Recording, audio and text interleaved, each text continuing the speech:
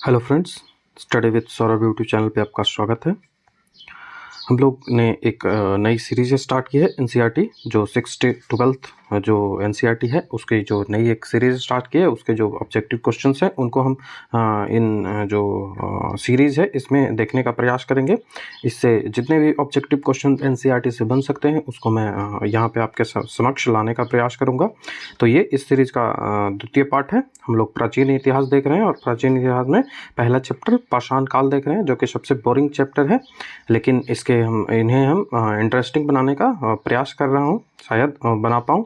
तो इससे पहले मैंने पार्ट 1 डाल दिया है। यदि आपने नहीं देखा है तो आप मेरे चैनल पे जाकर देख सकते हैं।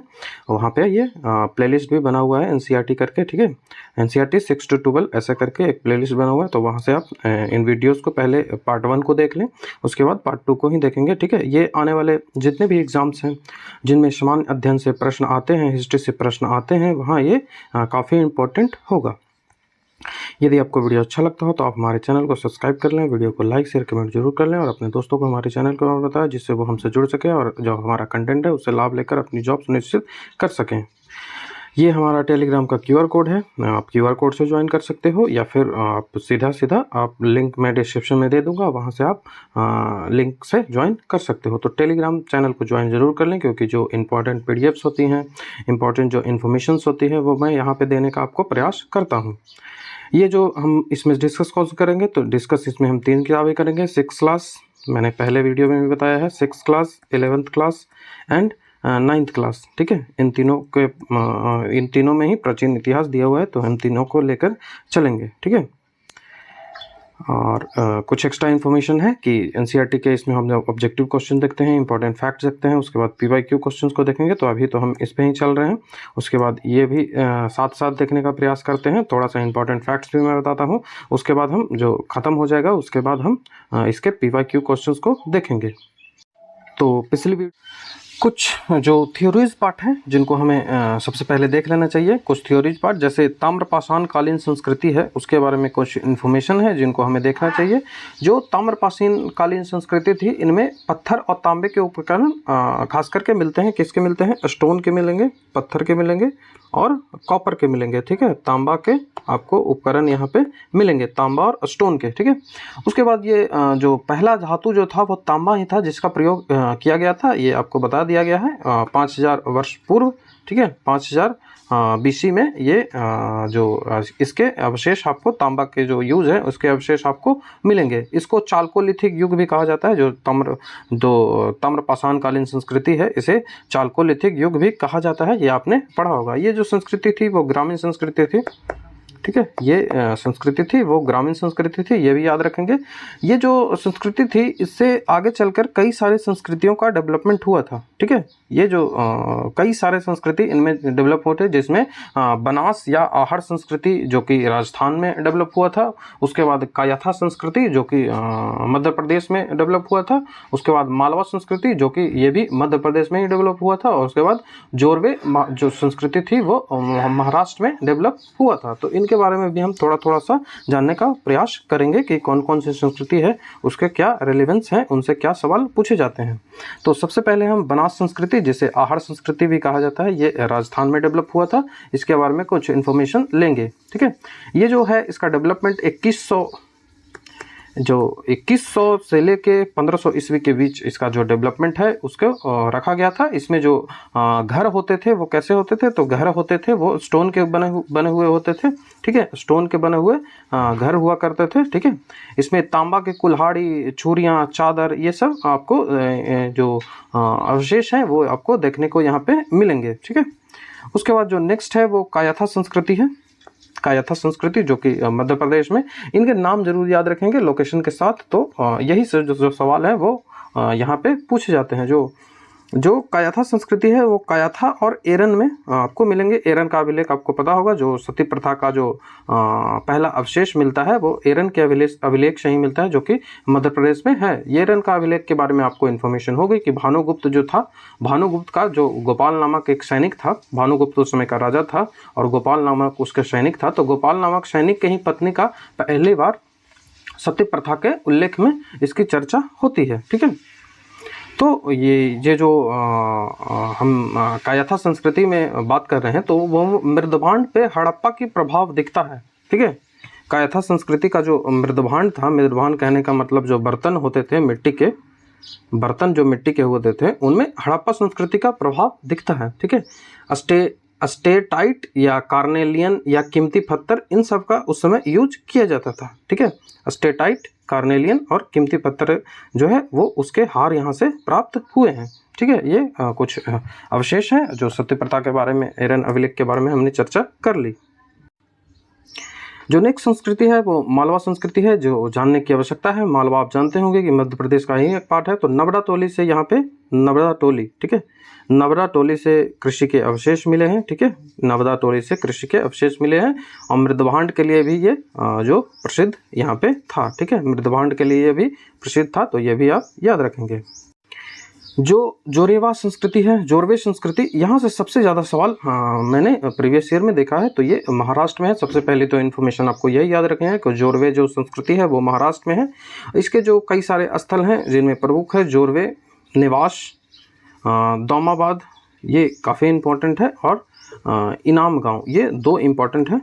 ठीक है, दौमाबाद क्योंकि ये सिंधु घाटी सभ्यता का सबसे दक्षिणी पार्ट है, और इनाम गांव ये भी उससे ही रिलेटेड है, जिस कारण से यहाँ पे आपको इन्फॉर्मेशन यहाँ से पूछी जाती है। खास करके ये जो इनाम गांव था, यहाँ किलाबंदी और खाई से जैसे घर हुआ करता था ना, जो राजा का महल, तो उसके जो मतलब राजा के गांव के चारों ओर इस तरह से खाई बना दी जाती थी और उसमें जो किलेबंदी उसकी की जाती थी। ठीक है, तो ये इसलिए ये सबसे ज़्यादा जो जारेवा संस्कृति है वो महत्वपूर्ण रखती है। इसका जो डेवलपमेंट हुआ था 700 बीसी तक, ठीक है, 700 बीसी तक ये जीवित रहा था। ठीक है, इसमें और इन्फॉर्मेशन जानने की इन्फॉर्मेशन है कि दौमाबाद से कई सारे, दौमाबाद इसलिए महत्वपूर्ण है कि यहाँ से कई सारे मात्रा में कांसे के बर्तन भी मिले हैं। ठीक है, रथ की आकृति यहीं से मिली है, दौमाबाद है, यहीं से आपको रथ की भी आकृति मिली है, ये इन्फॉर्मेशन पूछा गया है।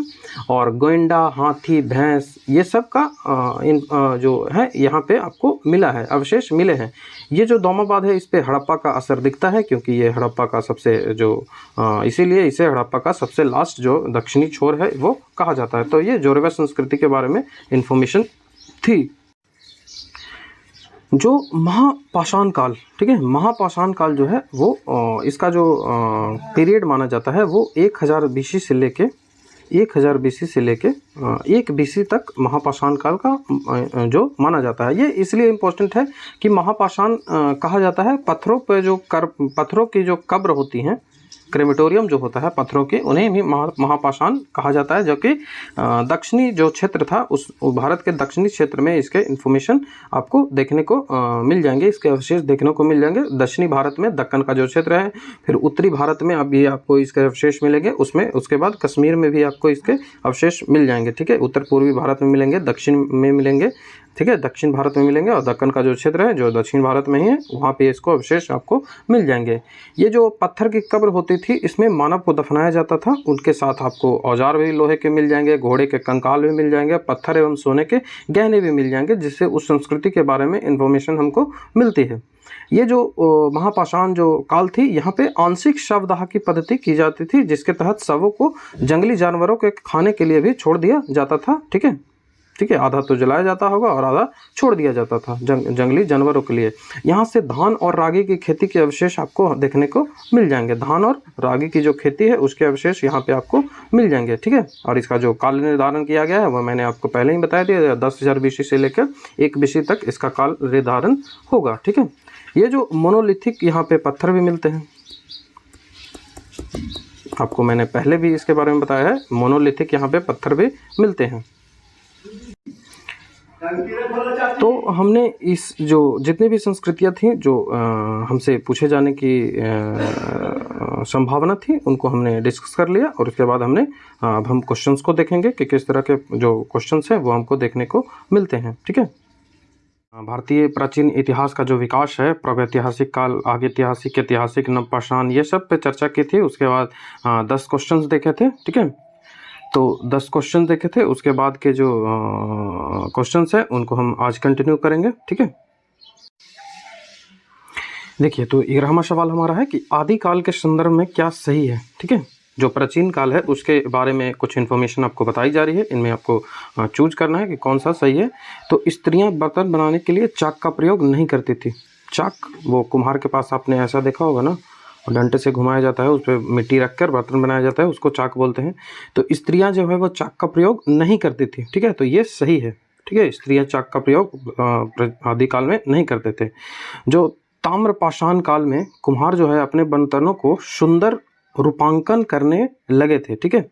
जो बर्तन हुआ करते थे ताम्रपाषाण काल में जो बर्तन हुआ करते थे उनको मेरी ड्राइंग बहुत ख़राब है, तो जो उनको ताम्रपाषाण काल में जो बर्तन हुआ करते थे उन पे नक्काशी की जाती थी, ठीक है? फूल पत्ती बना दिए जाते थे, ठीक है? कहानियाँ जो है उसको जैसे जानवरों का पिक्चर बना दिया जाता था, तो इस तरह से उस समय ताम्रपाषाण काल में हुआ करता था। तो ये दोनों जो स्टेटमेंट यहाँ पे दिया गया है ये दोनों सही है, तो ऑप्शन नंबर सी इसका आंसर बनेगा, ठीक है? 1 और 2 दोनों। जो दूसरा सवाल है, 12वां हमारा सवाल है कि वानरों से आदि मानव का विकास कब हुआ? तो आप जानते हैं कि आदि मानव जो वानर है उससे ही आदि मानव का विकास हुआ, उसके बाद डेवलप होकर आगे जो हमारा मानव है उसका डेवलपमेंट, आज जो होमो सेपियंस है उसका डेवलपमेंट हुआ था। तो आपके ऑप्शन इस प्रकार है: 30 लाख वर्ष पूर्व, 20 लाख वर्ष पूर्व, 10 लाख वर्ष पूर्व, 404 BC मतलब 6000 वर्ष पूर्व, ठीक है? तो आपके ऑप्शन इस प्रकार हैं, तो इसका जो ऑप्शन नंबर ए है वो सही होगा, ठीक है? ऑप्शन नंबर ए 30 लाख वर्ष पूर्व जो है वो वानरों का विकास, जो वानरों से आदि मानव का विकास हुआ था। मैंने इससे पहले भी ये फैक्ट्स जो है आपको करवाया था। ये आप स्लाइड देख सकते हो, ये जो इवोल्यूशन ऑफ मैन है उससे रिलेटेड है, रामापिथिकस। ये शायद मैंने आपको नहीं बताया होगा अभी तक, तो आगे इस पे क्वेश्चन आएंगे, ठीक है? तो आगे इस पे सब पे क्वेश्चन आएंगे। तो वानरों से जब आदि मानव का विकास हुआ तो उसके मानव जो आज के जो मानव है जैसे होमो सेपियंस है, यह इस तरह से विकास हुआ। तो इवोल्यूशन ऑफ मैन आप यहाँ पे इस पिक्चर से समझ सकते हो। जो नेक्स्ट सवाल है वो है कि होमो सेपियंस का मतलब होता है ज्ञानी मानव, ठीक है? इसका पृथ्वी पे विकास कब हुआ, ठीक है?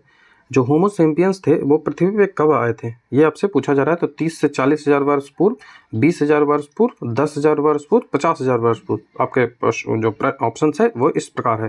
तो ऑप्शन नंबर ए इसका सही है, ठीक है? ऑप्शन नंबर ए 30 से 40,000 वर्ष पूर्व, आज से 30 से 40,000 वर्ष पूर्व जो होमो सेपियंस है उनका उद्भव जो पृथ्वी पे हो गया था, ठीक है? जो कि आज जो ज्ञानी मानव है वो होमो सेपियंस प्रजाति का ही है, ठीक है? जाति और वंश आपने जो द्विनाम पद्धति जो पढ़ा होगा वो यही है, होमो और सेपियंस, ठीक है? नेक्स्ट क्वेश्चन है कि आदि मानव के विकास के काल को क्या कहा जाता है? जो आदि मानव थे, ठीक है, उनके डेवलपमेंट का जो ईयर था, वो डेवलपमेंट का जो पीरियड था उसको क्या कहते हैं? पूरा पाषाण काल, मध्य पाषाण काल, नव पाषाण काल या फिर इनमें से कोई नहीं? तो जो हमारा आंसर है वो ऑप्शन नंबर ए बनेगा, पूरा पाषाण काल, ठीक है? पैलियोलिथिक, ठीक है? इसका जो इंग्लिश होता है वो होता है पैलियोलिथिक एज। यदि आप बोलेंगे आपको इंटरेस्टिंग लगेगा तो हम इनको बाइलिंगुअल भी कर सकते हैं। थोड़ा सा मेरा मेहनत पीपीटी तैयार करने में ज़्यादा हो जाएगा, लेकिन कर सकते हैं, इसमें कोई प्रॉब्लम नहीं है। तो आप पे निर्भर करता है कि बाइलिंगुअल चाहते हैं या नहीं। आप जब इंटरेस्ट दिखाएंगे तभी ये चीज़ें हो पाएंगी, ठीक है? तो इसका जो हमारा ऑप्शन है वो ऑप्शन नंबर ए इसका आंसर बनेगा। यहाँ पे आपको एक डेफिनेशन है बार बार देखने को मिलता है। पहले जो संस्कृति थी उसका डेफिनेशन अलग हुआ करता था जब इतना ज्ञान नहीं था मानव को, ठीक है? तो उसका जो इतनी चीज़ें जो है पुरातत्व से नहीं खोजी गई थी, तो संस्कृति का डेफिनेशन अलग हुआ करता था। लेकिन आज संस्कृति जो है उसका डेफिनेशन अलग हो गया, ठीक है? तो ये जितनी भी चीज़ें मानव से जुड़ी हुई है वो संस्कृति ही कहलाती है, ठीक है? वो संस्कृति से जुड़ी हुई है। तो मानव किस प्रकार अपना जीवन निर्वहन करता है, ठीक है? किस प्रकार अपना जीवन निर्वहन करता है, कैसे मकान में रहता है, किस तरह के कौशल का प्रयोग करता है, मतलब किस तरह के स्किल्स का यूज़ करता है, कौन कौन सी वस्तुओं का उत्पादन करता है, which type of products they produce, ठीक है? उसके पास कितने ज्ञान है, ठीक है? उसके पास नॉलेज कितना है, वह अपने साथी मनुष्यों के साथ कैसा व्यवहार करता है, उसकी जो धारणाएं हैं वो क्या है, उसके परसेप्शंस हैं जो क्या है, उसके पास जो फ्री का टाइम होता है वो कितना है, और यदि फ्री का टाइम है तो उस फ्री के टाइम में वो क्या करते हैं। तो इन सब पे अब यदि आप फोकस करेंगे तो यही संस्कृति जो है वो इसी से संबंधित होता है। संस्कृति जो है वो आजकल इसका डेफिनेशन काफ़ी वास्ट हो गया है। मनुष्य से रिलेटेड सारे थिंग्स जो इधर उधर चल रही है वो सारे संस्कृति से ही रिलेटेड होती हैं। नेक्स्ट क्वेश्चन है कि पुरातात्विक सामग्रियों का जो काल निर्धारण है वो कैसे किया जाता है। तो आपके ऑप्शन इस प्रकार हैं, सिक्कों का अध्ययन करके। तो हाँ, सिक्कों का अध्ययन करके किया जा सकता है। जैसे कि समुद्रगुप्त के जो सिक्के हैं उनमें उन्हें बीना बजाते हुए दिखाया गया है, ठीक है। तो जैसे कनिष्क का जो सर कटा हुआ सिक्का का जो पिक्चर है वो भी, तो इस तरह से आप सिक्कों से अध्ययन कर सकते हो। यह एग्जाम्पल से भी हमने बताने का प्रयास किया। अभिलेखों का अध्ययन, ठीक है, तो ऑप्शन नंबर बी भी सही है, क्योंकि अशोक के जो अभिलेख हैं उससे काफ़ी जानकारी, मतलब लगभग उनके जो अभिलेख हैं उन्हीं से उनके बारे में जो इन्फॉर्मेशन है वो इकट्ठा की गई, उनको ऐड किया गया, ठीक है। और आजकल जो साइंस डेवलप हो गया है तो कार्बन 14 तिथि निर्धारण, ठीक है, ये कार्बन का आइसोटोप है, ठीक है, C14, ठीक है, और ये 616 भी होता है और C12 भी होता है। तो ये कार्बन के आइसोटोप्स होते हैं, सामान्यतः 3, ठीक है, और आगे भी बढ़ते हैं, लेकिन ये तिथि निर्धारण के लिए यूज होता है, ठीक है। तो ऑप्शन नंबर ए, 2 और 3 तीनों सही है, तो ऑप्शन नंबर डी हमारा इसका आंसर बनेगा, उपरोक्त सभी। ये जो कार्बन तिथि निर्धारण है इसके बारे में मैं डिटेल से बता सकता हूँ। यदि आपको इन्फॉर्मेशन इसके बारे में चाहिए तो आप कमेंट में बता सकते हो, तो मैं किसके बारे में अलग से वीडियो बना दूंगा। वैसे नॉर्मली आप समझ लें कि ये सीधा ऑक्सीडेशन एंड रिडक्शन पे आधारित होता है, ठीक है। ऑक्सीडेशन पे, जब प्रोडक्ट्स का ऑक्सीडेशन जो होता है ना उससे ही संबंधित ये होता है, ठीक है। जब मनुष्य जीवित रहता है तो उसमें ऑक्सीडेशन रिडक्शन होते रहते हैं, लेकिन जब मृत्यु हो जाती है तो उसके बाद ऑक्सीडेशन का जो क्रिया है वो खत्म हो जाती है। बाकी इन्फॉर्मेशन यदि आप चाहें तो मैं बताने का प्रयास करूँगा, ठीक है। आप अभी तक के लिए इतना ही समझ लें।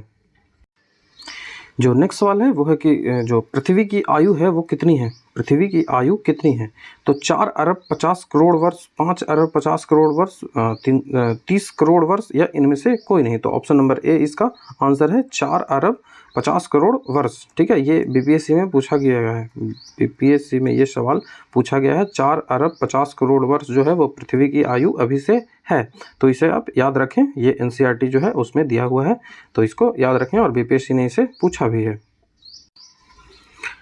नेक्स्ट जो हमारा सवाल है कि मानव की संस्कृति के विकास, ठीक है, मानव का जो कल्चर डेवलपमेंट है उसका सबसे उत्तम सूचक क्या है। सबसे जो इम्पोर्टेंट जो है वो क्या है जो इंडिकेट करता है कि मानव का संस्कृति का विकास धीरे धीरे होता गया। तो उसकी शारीरिक बनावट, उसके शिल्प उपकरण, या फिर ए और बी दोनों, या फिर इनमें से कोई नहीं। तो ऑप्शन नंबर बी हमारा है यहाँ पे इसका आंसर बनेगा। शिल्प उपकरण ही है जो उनके जो कल्चरल डेवलपमेंट है उसके बारे में काफ़ी इन्फॉर्मेशन हमको देती है कि किस तरह से कैसे वो जो आर्किटेक्चर में काम करते थे और किस तरह से उनमें डेवलपमेंट हुआ था। आप यहाँ पे देख सकते हो इस पिक्चर में ये जो शिल्प उपकरण है कैसे इनका डेवलपमेंट धीरे धीरे आगे चलकर हुआ था, ठीक है। ये एक और स्लाइड में आप देख सकते हो कि जो प्रिमिटिव पोर्ट्रे है वो कैसा हुआ करता था। इस तरह से ये बर्तन जो बनाने की कला थी उस समय, तो वो जो कला है उसी पे जो डेवलपमेंट हुआ है मनुष्यों का, उसके बारे में इंफॉर्मेशन मिलती है, ठीक है। नेक्स्ट क्वेश्चन है कि आदि जो होमिनिड्स थे वो सबसे पहले किस काल में, आपसे दो सवाल है, किस काल में और कहाँ प्रकट हुए थे, सबसे पहले कहाँ पे उनका ओरिजिन था। तो आपके इस तरह से जो ऑप्शंस है कि अभिनूतन काल अफ्रीका में, अभिनूतन मतलब होता है प्लायोसीन काल, ठीक है, प्लायोसीन युग ये इंग्लिश है, ठीक है। तो अभिनूतन काल अफ्रीका में, प्लायोसीन काल एशिया में, मतलब अभिनूतन काल ही एशिया में, पैलियोसीन काल ऑस्ट्रेलिया और मायोसीन काल अफ्रीका, ठीक है। तो इस तरह से आपके जो ऑप्शंस है वो दिए गए हैं, तो ऑप्शन नंबर ए इसका आंसर बनेगा, ठीक है। अभिनूतन काल अफ्रीका में, यहाँ से अब हमारा आंसर बन जाएगा। अफ्रीका में ही सबसे पहले जो आदि होमिनिड्स थे उनका जो ओरिजिन था वो हुआ था। इस मैप से आप देख सकते हैं कि जो आदि मानव थे उनका अफ्रीका में जो ओरिजिन था वो किस क्षेत्र में सबसे पहले हुआ था। तो ये जो रेड दिया गया है जहाँ से एविडेंस मिले हैं जो आदि मानव के जो डेवलपमेंट है, मतलब कि ओरिजिन है, उनके बारे में यहाँ से इन्फॉर्मेशन मिली है। तो सबसे पहले जो हुआ था वो नीचे के जो पार्ट है वहीं पे हुआ था, ठीक है। नाम्बिया जो बोत्सवाना है, नामीबिया, साउथ अफ्रीका, इन सब में सबसे पहले हुआ था, ठीक है। ये एक और इन्फॉर्मेशन है जहाँ पे जो मतलब कि जो खोपड़ी का स्ट्रक्चर है उसके हिसाब से बताने का प्रयास किया गया है कि किस क्षेत्र में कब हुआ था। तो सबसे पहले जो अफ्रीका के जो इस क्षेत्र में हुआ था, ठीक है, तो ये इनको आप ध्यान में रखेंगे। बाकी ये जो विषय है वो ह्यूमन एवोल्यूशन, ये अलग से आपको ज्योग्राफी में पढ़ना पड़ेगा, ठीक है। ज्योग्राफी में इसका अलग से एक बुक आती है, ठीक है। तो ये हमारा जो सब्जेक्ट है ही नहीं हमारा, तो हम जो ऊपर की चीज़ें हैं उन्हीं को सिर्फ जानने का प्रयास करेंगे, जो फैक्चुअल चीज़ें हैं, ठीक है। ये ज्योग्राफी में ही आपको पढ़ना होता है, ठीक है। भौगोलिक जो काल हैं उनका डिवीजन तो किया गया है, तो आर्द्रमहाकल्प या फिर प्रीपैलियोजिक, ठीक है, प्रीपैलियोजिक, उसके बाद प्लायोजोइक जिसको पूराजीवी महाकल्प बोलते हैं, मेसोजोइक, ठीक है, उसके बाद सेनोजोइक, उसके बाद नियोजोइक। तो इस तरह से जो कल्प है मतलब एरा जो है उनका डेवलपमेंट हुआ है। प्री पैलियोजिक, ठीक है, पैलियोजोइक, ठीक है, मेसोजोइक और सेनोजोइक और नियोजोइक, ठीक है। इसके बाद इनके युग होते हैं, प्रथम युग, द्वितीय युग, तृतीय युग, इनको आप देख लेंगे। और यहाँ से सबसे ज़्यादा सवाल जो आते हैं वो पीरियड से आते हैं, ठीक है, पीरियड से ही सबसे ज़्यादा सवाल आते हैं। तो हमने जो अभिनूतन काल की चर्चा की, वो सेनियोजोइक जो एरा है उसका है, ठीक है। सेनियोजोइक एरा है उसमें अभिनूतन काल आता है। जैसे जो अभिनूतन है उसका इंग्लिश जो होता है वो यही होता है, प्लायोसिन युग, ठीक है। प्लायोसिन युग, मायोसिन युग, ओलिगोसिन युग, इयोसिन युग और पैलियोसिन युग। तो इस तरह से जो सेनोजोइक है उसके ही अंदर ये 5 प्रकार के होते हैं, जिनमें से प्लायोसिन जो युग है, प्लायोसिन युग, इसी में अफ्रीका में पहली बार मानव का विकास देखा गया था। उसके बाद आप जो यहाँ पे कई सारे इन्फॉर्मेशंस दी गई हैं जिनको आप देख सकते हैं। आर्कियन, ठीक है, आर्कियन क्रम की चट्टानें आपने पढ़ा होगा, ठीक है। प्री कैम्ब्रियन काल जो विंध्य क्रम की जो है चट्टानें, जो विंध्य क्रम है, और जो वहाँ की कौन सा आरावली पर्वत, वो भी इसी काल से है, ठीक है। प्री कैम्ब्रियन, उसके बाद कैम्ब्रियन। तो ये अलग विषय बन जाता है जो कि आपको याद रखने की आवश्यकता है, खास करके जो जहाँ से सवाल आते हैं, ठीक है। तो ये वाला पार्ट जो है वो आप याद रखें, ठीक है। उसी पार्ट को हमने यहाँ पे थोड़ा सा अलग से रखने का प्रयास किया है, ठीक है। तो यहाँ पे जो सेनोजोइक जो युग है, सेनोजोइक जो एरा है, उसको डिवाइड किया गया है। ये तृतीय युग में आता है और इसमें जो कौन कौन से 5 हैं, तो पैलियोसिन है, इयोसिन है, ओलिगोसिन है, मायोसिन है और प्लायोसिन है, ठीक है। तो प्लायोसिन को ही बोलते हैं अभिनूतन, ठीक है। अभिनूतन काल किसको बोलते हैं, तो प्लायोसिन को ही बोलते हैं, ठीक है।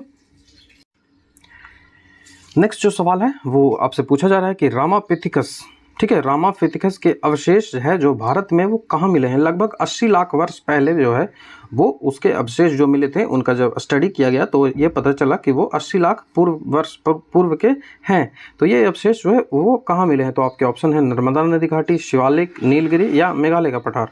तो ऑप्शन नंबर बी इसका आंसर बनेगा, ठीक है, शिवालिक। ये जो हिमालय का पार्ट है, हिमालय आप जानते होंगे 3 पार्टों में बटा हुआ है, ठीक है। ग्रेट हिमालय, मध्य हिमालय और शिवालिक। जो सबसे बाहर का पार्ट है ये ग्रेट हिमालय, मध्य हिमालय, ये शिवालिक। तो ये शिवालिक में ही जो है वो रामापिथिकस जो है, रामापिथिकस जो कि इस तरह से उनके जो रीढ़ की हड्डियाँ थी वो थोड़ी सीधी हुई थी, बंदरों की अपेक्षा थोड़ी सीधी हुई थी। तो ये इस तरह से रामापिथिकस है। तो ये कहाँ मिला था, तो ये शिवालिक में मिला था।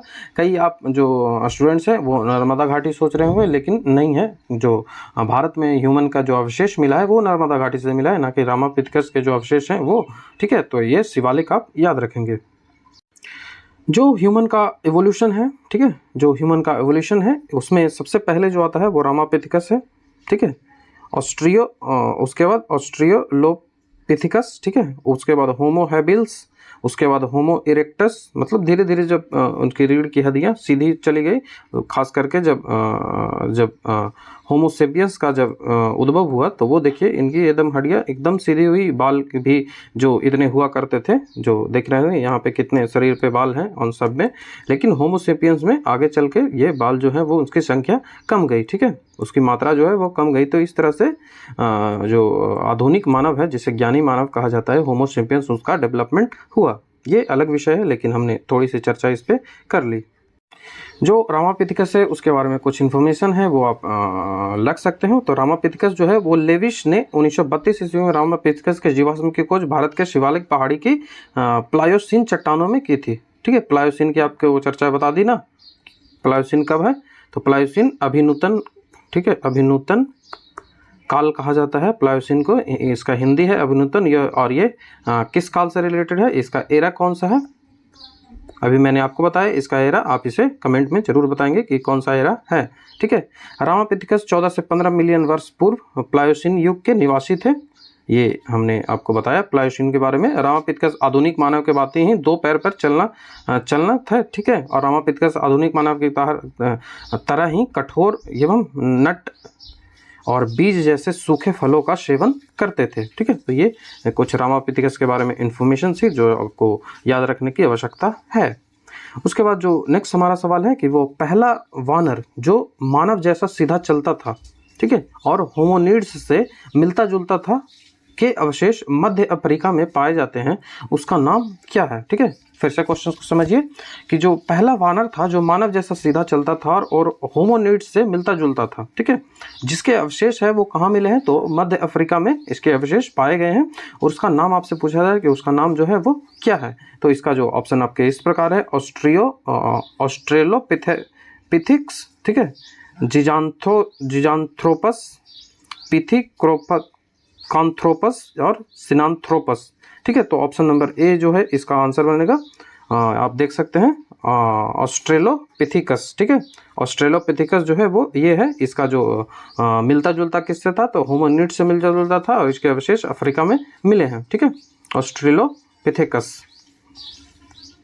जो नेक्स्ट हमारा सवाल है कि एशिया में, ठीक है, एशिया में आदि होमोनिड्स प्राणियों के अवशेष सबसे पहले कहाँ मिले हैं, ठीक है। आपसे पूछ रहा है एशिया में आदि होमोनिड्स जो हैं, ठीक है, उनके अवशेष, प्राणियों के अवशेष आपको कहाँ मिले हैं, तो ये है, तो ये जो आपके नर्मदा घाटी में, जावा में, रूस में, या नन, ऑप्शन नंबर कोई नहीं, ठीक है। तो ये भारत में यदि पूछा जाए तो आपको नर्मदा घाटी बनाना है, लेकिन हमारा एशिया में पूछा जा रहा है तो एशिया में ऑप्शन नंबर बी इसका आंसर बनेगा, जावा, जो कि इंडोनेशिया का पार्ट है, ठीक है, इंडोनेशिया का पार्ट है। तो जावा, इन्हें जावा मानव भी कहा जाता था, इन्हें जावा मानव ही कहा जाता है, ये आप यहाँ पे पिक्चर देख सकते हो, ठीक है। जावा मानव के बारे में कुछ इन्फॉर्मेशन है कि एक्सटिंक्ट होमोनिन जो मेंबर ऑफ ह्यूमन लाइनेज है, जिनको फोसिल जो remains found in the island of Java, जो कि इंडोनेशिया का पार्ट है, दिखे, इसके जो फीमर हुआ करते थे discovered by Dutch anatomist and geologist, उनका नाम दिया गया है, ठीक है। 1819 के अर्ली में इन्होंने, जिन्हें फॉसिल जो था उसको होमो इरेक्टस कहा गया था, ठीक है। तो ये जो जावा मानव है उसके बारे में कुछ इन्फॉर्मेशन है, आगे चल के उन्हीं के बारे में आपको कुछ अलग से इन्फॉर्मेशन यहाँ पे दी गई है। उसके बाद जो जावा मानव थे और ये पिकिंग, जावा मानव से ही ये पिकिंग का विकास हुआ था, जो कि रशियन क्षेत्र में इनका डेवलपमेंट हुआ था। और जब जो सबसे अभी डेवलपमेंट जो है वो मनुष्य है वो क्रो-मैग्नन है, ठीक है, क्रो-मैग्नन, ये देख सकते हैं आप, मनुष्यों की तरह ही दिख रहा है, तो क्रो-मैग्नन सबसे डेवलप्ड है, ठीक है। ये जो इन्फॉर्मेशन है ये बीपीएससी में पूछा भी गया है, ठीक है। तो ये बीपीएससी में पूछा गया है, तो आप इन जो फैक्ट्स हैं उनको याद रखेंगे जितना मैं बता रहा हूँ, ठीक है। जावा मानव के बारे में और कुछ एक्स्ट्रा इन्फॉर्मेशन आपको दी गई है, तो आप चाहें तो इन्हें पढ़कर याद रख सकते हो, ठीक है।